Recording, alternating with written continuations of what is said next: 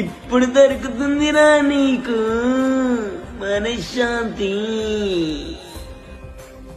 బతికినంత కాలం మనశ్శాంతి కోసం ఆరాటపడతాం, దానికోసం 3 దారులు ఎంచుకుంటాం: ఆకలి, ఆనందం, ప్రేమ. ఆకలంటే నువ్వు డబ్బు అనుకున్నావు, జీవితాంతం డబ్బు కోసం పరిగెత్తుతూ నీ ఆనందాన్ని మర్చిపోయావయ్యా.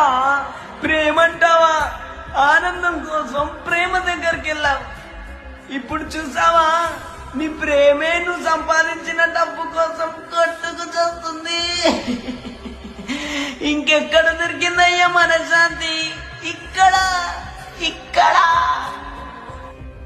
మనశ్శాంతి దొరకనప్పుడు బ్రతికేందుకు?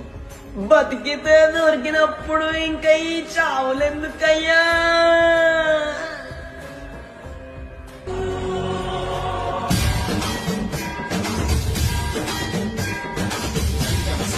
మిత్రమా, అటెక్కడికి?